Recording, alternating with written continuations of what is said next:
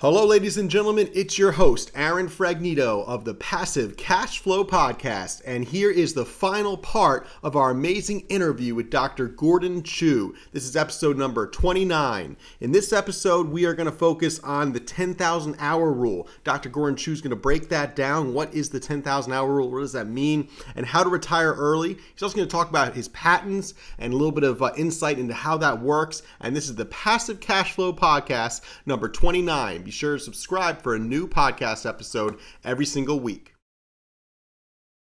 I got to say, Dr. Fauci, these scientists we now know and have come to love, who are in our living rooms every night, it's made science cool again, right? That's one silver lining, perhaps, that we've seen through this coronavirus. It's made science cool again. And, there's been a lot of slowdown with science. I mean, math is tough, and a lot of people don't I was more of a language arts type of individual myself, but and look what you have. You have all this real estate. Do you know if we did a cross section of how many scientists have the amount of real estate you have?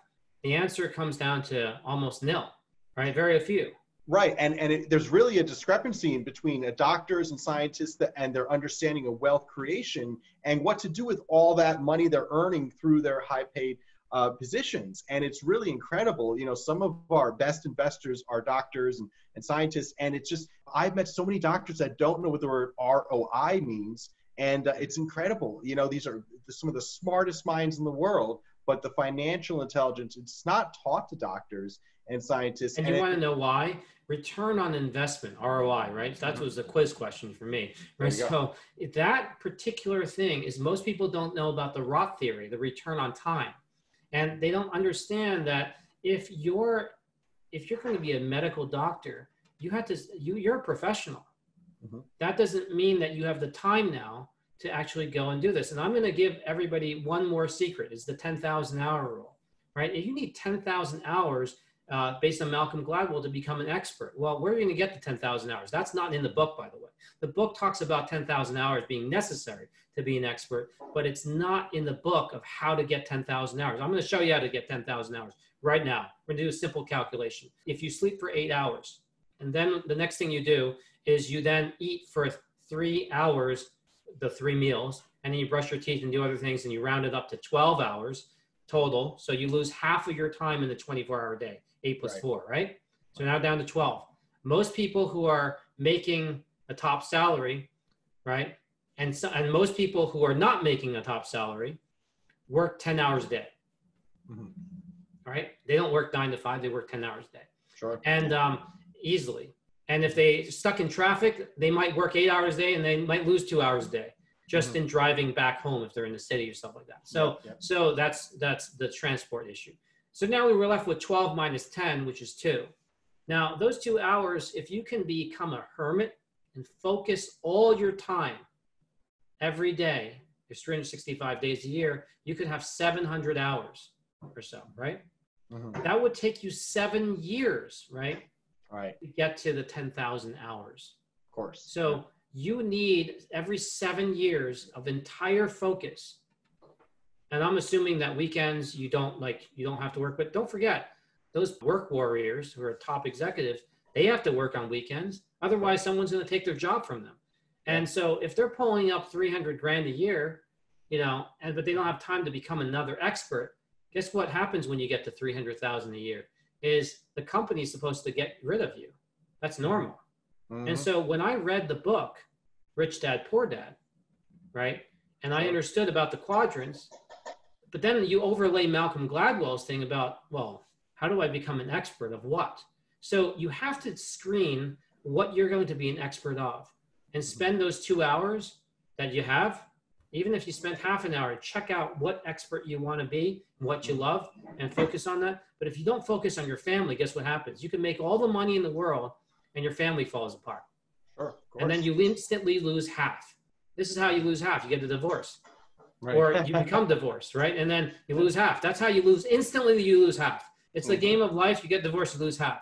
And sometimes you lose more than half because however many the chips lie, right? Because you're losing half financially, let's say, but you lose your children, you lose your relationships, you lose your purpose of life because now you have to find a different purpose. That's going to cost you more time, right? So right, you got to spend those hours to optimize purpose with your family, right? Before you do any of the wealth. And if you can align all that together, then it can be somewhat in transition. That's what I've learned. And that's my last secret for everyone. Right. And the truth is you don't have to master real estate or master stock trading to make money doing it. That's why companies like mine exist. You know, Seth and I have put in the 10,000 hours plus, and you're absolutely right. Without Seth, you know, there wouldn't be a People's Capital Group. We are simply, you know, the yin to each other's yang. You know, we definitely Batman and Robin.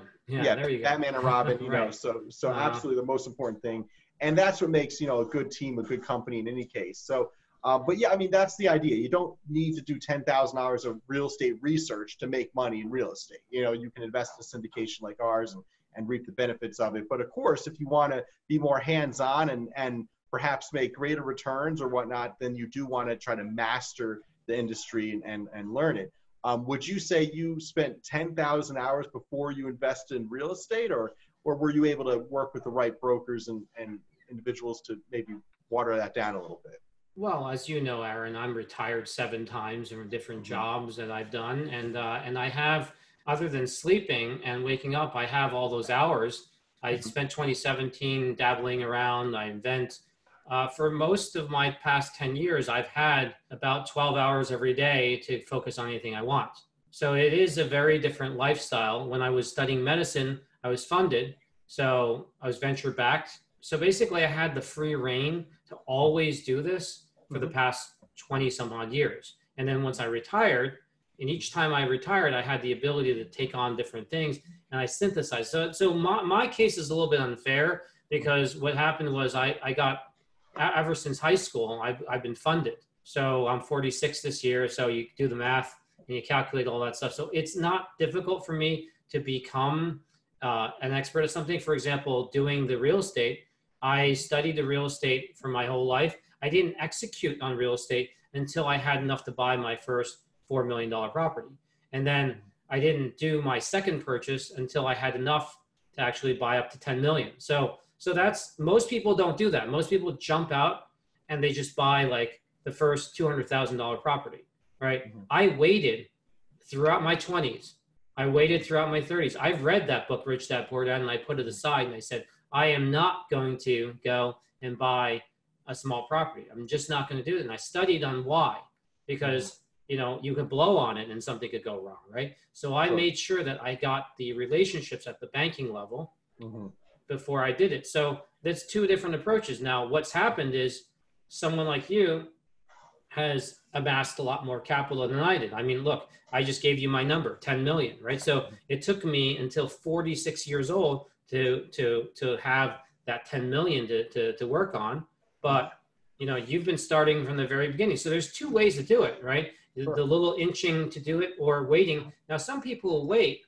There's also distractors. Maybe you actually don't even get there. Is that you get distracted, you put it in the stock market. Look, today, what's today? Today's May 4th. Today's a very special day. Today is so special because Warren Buffett admitted that he made a bad bet in the airlines and he sold all 4, right? And he lost billions. He lost billions. He made a bad bet. Now, Warren Buffett, with all that years of experience, did not know that the COVID-19 situation would affect airlines. As he did, doesn't he say like that when other people are fearful, you should be like greedy, you know, right? And when others are greedy, pound your chest, go right in. That's what he did. He's a man of his word. Right. When others are fearful, be greedy. When others are greedy, be fearful. You know, honestly, those words have been ringing through my head a lot during this time. And I'm thinking to myself, should I be, you know, ready to, I mean, we are looking for opportunities. I think that more opportunities are going to come around. I know it's a terrible saying kind of for these times, you know, but it's, I guess the idea is, you know, be ready to buy in a buyer's market. But that's crazy. I actually didn't hear that headline yet that he had exited all the airlines there. And, you know, he did 180 reversal and he lost double-digit billions, right? So, wow. yeah, double-digit billions. I will have to check that out. That is crazy. I mean, right now things are changing. You know, the world is changing. The people. What do you think of airlines? Let me ask you, based on what you asked me now, because I kind of educated you a little bit too on the virus and things like that. So, how many other Aarons are out there who don't wash their hands, eat their things with Pringles, right? Let's just I do wash my hands, but just Pringles not for 20 seconds, not with pH10 soap, right? No, I didn't even know about the pH10. I had no idea. No, I literally. But now you know about the pH10, and so you can't say you don't know, right? Now I know, but Ivory soap, Irish Spring, they're all pH 10. So at least the brands that we checked, you know, you can check it with pH paper. So now, how many other people? Now, what's going to happen with the airlines? pH paper? I don't have pH paper. Oh my gosh! Oh, you don't? You can order it on Amazon these days. But let me ask you. This is what I'm talking about. Yeah, this is more interesting than the Rogan show. So I'm going to tell you, like, do you brush your teeth with alkaline toothpaste? If you don't do that, your teeth are going to stay acid-like, and then your teeth are going to rot. So, you know. What type of toothpaste? I don't even know what type of toothpaste I use. I couldn't even tell you literally the type of toothpaste and I use. Is it alkaline or is it neutral? You got to check, right? I think it's Colgate this time round, but sometimes I get AIM because I like it. My wife. You like the multiple colors, right? You're still like the kid in you, you know? It's 99 cents. I'm very frugal. I just, for things I have to buy, I'm frugal. So, you know, but. Well, you check that toothpaste because I don't check, I don't have all the list of everything, but if you check that, make sure it's alkaline, pH 8, you know, don't use pH 10, but you know, it's like, you know, I don't think they make pH 10 toothpaste, but you know, you basically, someone might start making that. So after they listen to this, that's write that down, make idea, pH 10 right? Get pH strips to start. And then, yeah. Well, here's the thing is how many people are going to be sick who don't know what you know? And because of this is why I do these interviews. People ask me, why do I share this on like your channel? Is one more saved is one better world, right? One more. And so what we want to do is we want to get more people to understand the science, because the science is like really wacko. You don't have to now spend 14 years studying science. I've just distilled it down for you.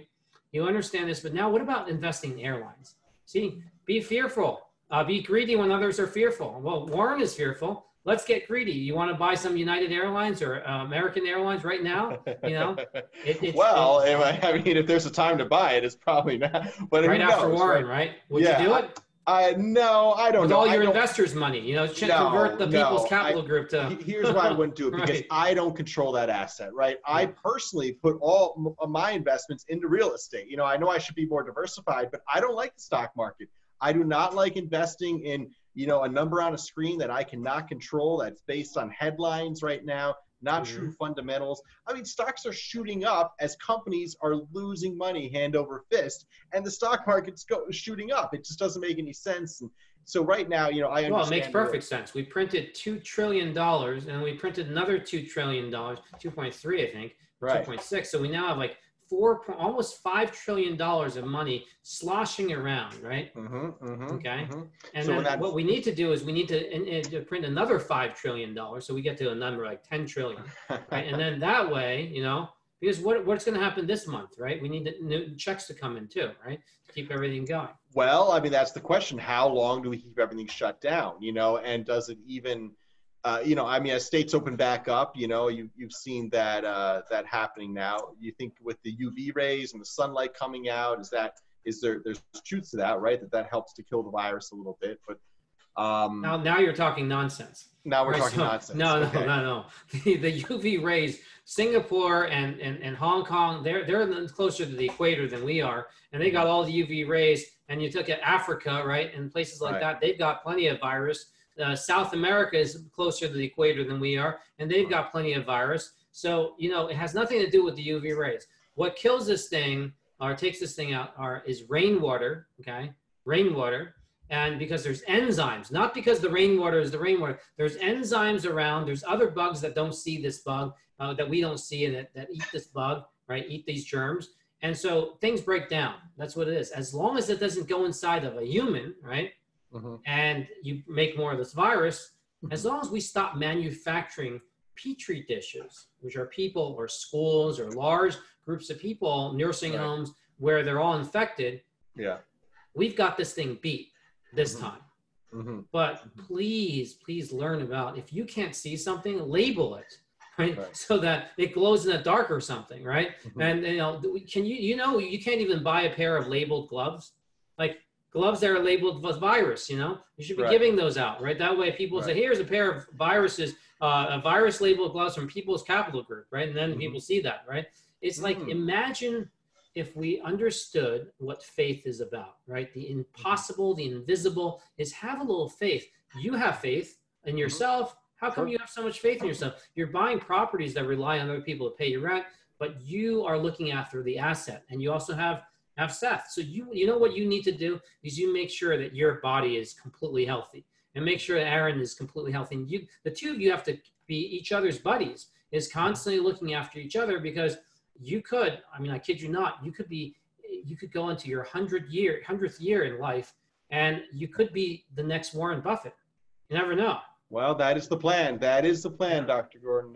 That is what where we're heading for. But Warren Buffett, hopefully I make some better investment decisions than him, even with those. Well, I'll tell you this, is we remember today's date, May 4th, 2020, is the next time, because I did this interview with you and supported your group, I now have access to the next Warren Buffett. I don't have other investors. I basically, in my real estate, the 10 million, I just keep all of it myself. So that's different. I've made 17% cash on cash year over year.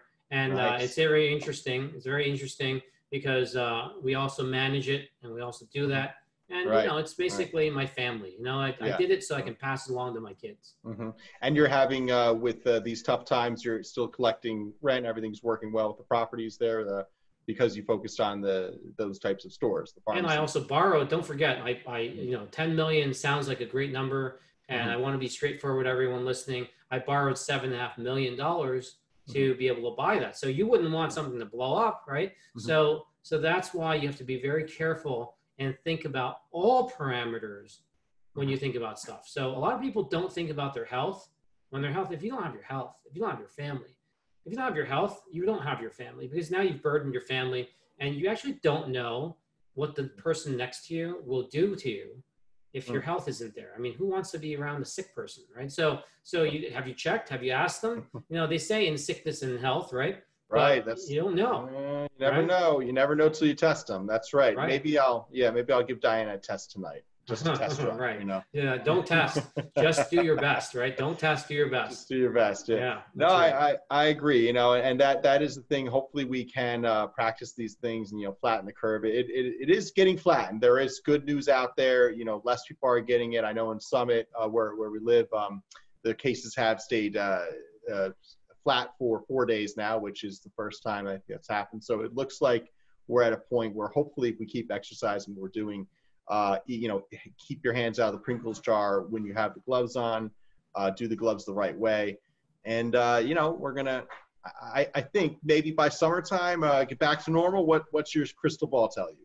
Well, I think that definitely it's looking better. Definitely there's a lot of hope out there. And as you know, because I have a 3-year-old and a 5-year-old, a few years ago, I started, building my homeschool in Summit, Chatham, this area, Short Hills, and my homeschool has continued. It hasn't had any hiccups because I already offlined myself from the world, and I basically onlined myself relative to my family. So by tutoring some other families that have issues with school and other things like that, where they need to stay on track, I can keep myself busy, right? And it's online, and I do this type of thing. So my homeschool is relevant for my girls because I do that. I make investments around homeschooling and school in general, not even homeschooling. I invest in daycares, I invest in high school stuff, and that allows things to keep going. So when you say like light at the end of the tunnel, it really is about what's between these 2 years. If you can fix what's between this, there's no problems whatsoever. You can look at life as, how I look at these couple of months that you're kind of like a lot of people say they're stuck, is imagine if it wasn't real and you're stuck, but you're with your family. Make the most of it. You're for the first time, you are boxed in to look at their homework, to look at what they're doing, and you're myopically looking, not just, superficially looking, you're myopic, and that builds bonds. It's the best bonding experience ever. Right? And you're not even able to take road trips now.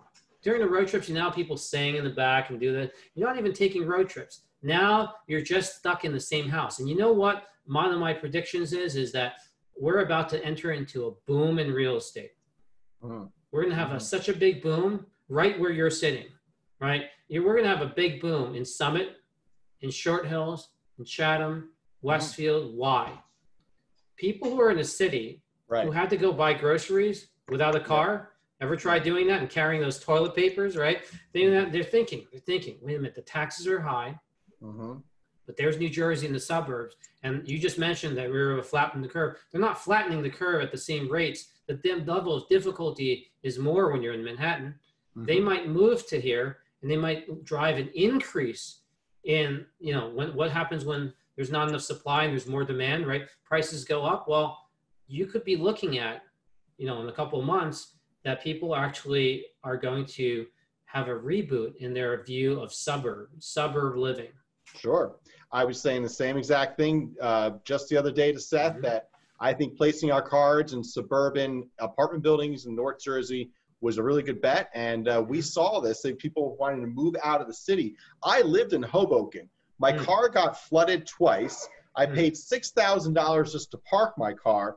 And it took me 45 minutes sometimes to get out of the city to get to my next appointment. It was just such a frustrating place to live. I said, if I wasn't here with my two best friends having the time of my life, I would hate it. I moved out after 2 years. I'm not a city guy, but I don't know how people do the city. I mean, the Summit is as city as I ever want to get. And I think people really are recognizing that living on top of each other in cities is not a safe way to live with these virus scares. Well, think about what happened now. You're stuck in your house. If you have more rooms to go to instead of 1 or 2 rooms, it's better than 3 rooms is better than 2 rooms, and 4 rooms is better than 3. So, and it's better to not just go to a room, but to go into like a place where there's a different ambiance and all. So the way people decorate, the way people set up their places, to have a backyard and have that type of stuff, that's all going to come into vogue, because what if we get another virus? And remember, you heard it here, that in the next 10 years, we're going to have another pandemic. So you want to plan accordingly. 10 years goes by fast. And the virus, remember in February when we were, I don't know, most people remember February anymore, but February, people are still thinking like, no, this is never going to happen. And it happens so quickly. And suddenly we're all shut down in March and all that stuff. So you think about how it hasn't been that long, but so much has changed. So when you think about it, right, in the city, when you were in Hoboken, could you get gas pretty easily, right? If you're getting gas, there might be a line there, right? If you go to a food store, guess what? The food store has more contamination in a highly populated area. They don't clean every package. Like each night when they shut down, they're wiping down every package, every can they're wiping down with pH 10 soap. You bet, right? No. So it doesn't happen. So the more sick people infected go and shop at each grocery store, food stores, then when you go there, you have a chance of getting infected. So do you leave your groceries? Do you wear an extra pair of clothing before you go in? The list could go on and on of how much you have to protect yourself. Just watch I Am Legend, right? And you get an idea of what's going on with with that kind of stuff. But I'm telling you, you don't want to be going to high population densities, because look what we're doing. We're social distancing. What if you didn't have distance to social distance, right? Could you imagine that? Where we're living on top of each other. Look at all the breakouts, like Italy and places like that, where India, for example, right now, India's living condition is not the United States. So the biggest fear that we have to deal with is, after we correct this in the United States, what about the countries that don't have the conditions, then the economies that the United States, the United Kingdom, Europe, China even, what about countries that don't even have that? What about India, that is very populated? Now, what are we going to do? Not let them in? So that's a question. How about you? We should ask you, after we fix this problem, should we let people still in from countries that have infections? What do you think? Well, yeah, I mean, we have to figure out how to test for this quickly. Like you were saying, the thing with the H1N1 is you could figure out in 60 seconds, do they have it or not? And it was less than 60 seconds. You just have to check, it was so fast. That's how we controlled this. But say we with this, we're now pushing the limits of who is playing God, right? Do we have the right of, do you die or do you die, right? And the problem is we have doctors and nurses and making those decisions because we didn't give them the setup. The setup was, we were set up, just like we don't have the setup, we were set up by something that we weren't able to see. And so people always think like, why would you think that we would have another one? Look. No, I think I agree 100%. We're definitely going to have another one in the next 10 Would you years. like another one? Like, would no, you like one? no. I mean, not Yeah. at all. This is terrible. Right. It's just for, as a Christian man, it's terrible, you know, just to see all this death. And I can't even watch the news. You know, I tell Diana here, it's really anything more than a couple minutes in the day. It's too much. You just, you know, Yersinia pestis, it was a flea actually vomiting because there was the volcanic ash and it was too cold. So the fleas were vomiting back after they bite you, they vomited back in and they transferred this thing called Yersinia pestis and it led to this whole plague. So this was a bacterial infection. We constantly have these breakouts, right? As a human species, there's more and more of us and it's just not safe. People think it's safe to live on this planet. It's actually not safe, but you can be smart enough to live safe, right? You just have to be proper. It's like, you know, if you don't have certain mindsets, you could get yourself really into trouble. You know? And absolutely. And I think that business is changing now. The way we do business, the types of investments that you should be making are changing. And but I have a question for you, Aaron, is what is going to happen to the department stores? Well, I've been saying that for years, you know, I mean, with Amazon and online shopping, I've been saying for years, office what space. Will the pandemic do to what will the pandemic do to the department stores? Like Macy's and stuff like that. What will it do? Man, Macy's has been shutting its doors for years. I love Macy's, but you know, and there's nothing like going to a clothes store and trying on clothes. I don't think they're going to close all, you know, stores that sell apparel like that. But I do think that's a bad investment long term. It's been a bad investment. You know? What if you're a brand and you now need to go into Macy's to feature your brands to the mommies in Summit and Short Hills and things like that, and then they go there to Short Hills Mall and so on, and you don't have department stores? How are you supposed to let people know about your brand?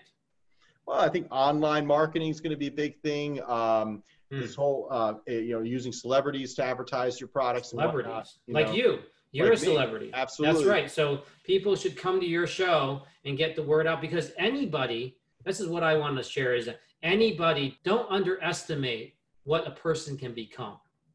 Right? Because you, like I said tonight, he could be the next Warren Buffett. And I'm certainly not going to leave any stone unturned. I'm serious about this, you know, straight face and everything, is that we are going to come into some very difficult times in the future. Department stores, we know, airlines, we know. We have some very major changes that are coming after COVID-19. So what we have to do is we have to be open-minded to anybody, you know, because you never know what somebody could know that may actually send enough business your way to build your business. So I think this actually helps world peace and discrimination issues. Yeah, I mean, I love how we're all coming together a little bit. I think the world was more bipartisan or more partisan when we, before this, you know, and we kind of needed a disaster or a common enemy to all get behind and look at. So if there's another silver lining, that's it as well, that we are coming together and exercising as a society to do the right things. Amen. And it is making a difference. It is changing that curve. So we see that. So, all right, well, Dr. Gordon, it's 9 o'clock at night here. You know, I know I've had you for 90 minutes here. This is an amazing podcast that hopefully will get as many hits as the Joe Rogan podcast will see. But we've learned some great tips from you tonight, from having the right mentor to real estate tips such as investing in shopping centers for food shopping centers, pharmacy. Right, we're going to look into that actually as well. I was talking to Seth about that. This is why I don't like to go on these shows, because what happens is I give away my idea and now I got to compete with you, right? Oh my gosh! Oh my gosh! See, well, I had to do that too, because people think like, what happens if we help too many people? Now we can't help ourselves. That's total baloney, you know? It's ridiculous. Right. Yeah. We're an open book here, you know, and, right. put the information out there, and you know that's the name of the game. So Amen. No, I'm glad that you can come on here today, and thank you for having me. You know, thanks for your information. Thanks for your service and what you do with you know, being a scientist. Hopefully, we can come up with some amazing patent there to improve what's going on right now, or even some cool ideas with clothes that clean themselves. I'm looking forward to that invention. So you let me know when you have that one ready to I'm go. retired, Aaron, so I'm just a regular old guy, Oh, that's right. Oh yeah, sure. You have a secret little laboratory over there. I know you're creating something amazing. All right, Thank you for having me. Absolutely. Enjoy your night. Have a good one. Bye-bye. Bye-bye. Thank you.